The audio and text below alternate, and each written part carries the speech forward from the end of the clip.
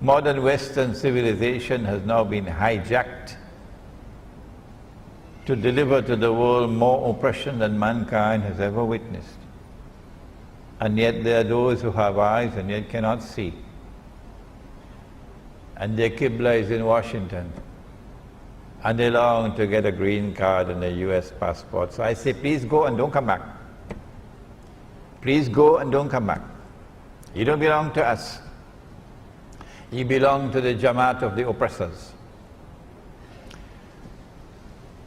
At that time there will be oppression in the world, all over the world. And this man, will break those chains of oppression and bring justice to the world. So this is going to be a revolution, revolutionary change to transform a world filled with oppression to a world of justice and of peace. And then the world will experience what Islam has to offer. This would be an Imam who would come at a time of great poverty and destitution in the world. Well, it has already come. All those who stand up to Dajjal are today miserably poor. And all those who are faithfully following Dajjal are living in the comfort zone. That's what the Prophet prophesied. But when the Imam comes, he's going to share wealth to the people. Would it be US dollars? The last thing I heard about the US dollar was that it was in ICU in some hospital. Would it be the French francs or the Malaysian ringgit? Come on, wake up and stop this nonsense. Stop this nonsense. If you did not know it before, maybe tonight you should start to learn. That knowledge may enter into your head. The money that we are now using has come from Dajjal. If you've not studied international monetary economics, come to me and I'll teach it to you. The money that we are now using has come from Dajjal. The paper currencies have come from Dajjal. The electronic money which is taking over from the paper currencies have come from Dajjal. And they're functioning as an instrument, not only for the unjust transfer of wealth from the unsuspecting masses to a global predatory elite, but more than that.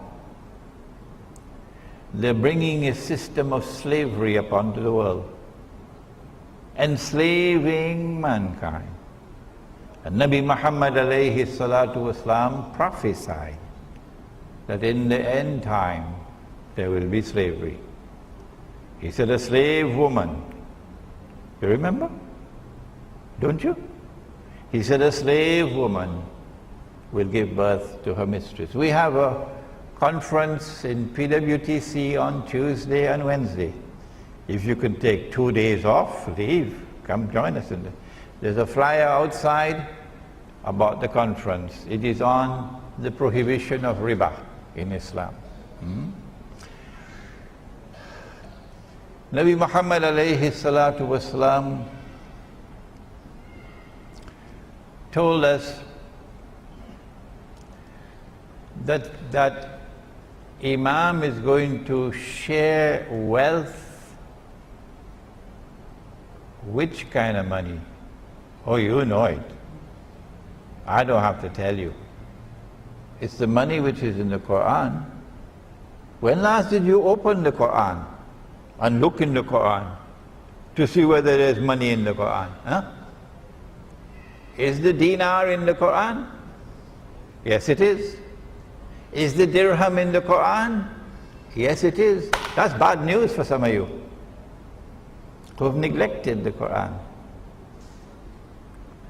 And so he's going to share dinar and dirham, money that Allah ordained to be used as money. And if we had been using that money, Indonesia would not be miserably poor today. And Egypt would not be miserably poor today. And Bangladesh and Pakistan and Afghanistan would not be miserably poor today. And Africa would not be miserably poor today. He will share that money to such an extent that no one would be willing to accept zakat. What a world that is going to be tomorrow. This Imam is called Imam, but the word Imam here is synonymous with Amir or leader. So he is not only Imam al-Mahdi, he is Amir al-Mu'mineen, the leader of the believers. So would he be the head of the Egyptian Muslims alone? And you have another one for the Malay? Another one for the Indonesians? Huh? Or is he going to be the leader of all Muslims? Come on, answer me today. Answer me today. You know, he prophesied about the end time, that knowledge will disappear. Knowledge will disappear. And here's the evidence. That when that Imam comes, he is going to be Amirul Mu'mineen. So then what are you going to do with your Egyptian citizenship and your Egyptian passport? I don't want to go further than that. What are you going to do with your constitution of Egypt and your Syrian constitution, your pledge of loyalty to this state? Huh? What are you going to do? I know what we are going to do. We never gave up in our heart. We never gave up in our hearts loyalty to the Imam and to the Amir. No, we never gave it up, because we never accepted the substitute. And we will never accept the substitute. He's also known not only as Imam, not only as Amir al-Mu'mineen, but also as Khalifa. Khalifa. And this brings us to our difference of opinion with the Shia. We hold the view that the Shia are Muslims. Oh yes. And we gave evidence to support that. There is no fatwa which has achieved ijma'a. No.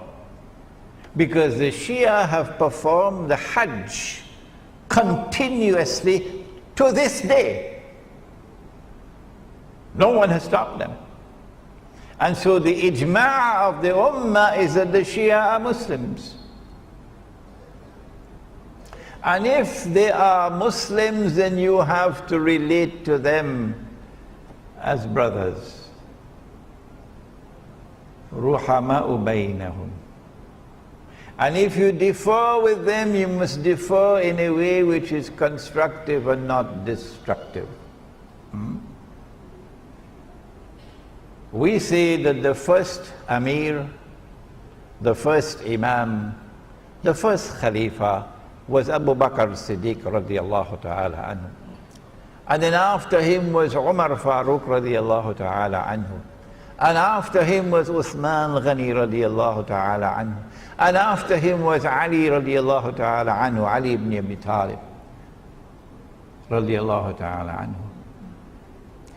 And we have said, and we have not spoken with hostility and bitterness and enmity. We have spoken with sadness in our hearts.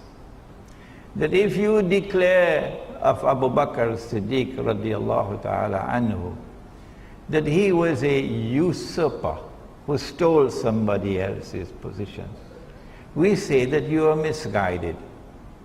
If you're annoyed with us, what can we do? But facts are facts.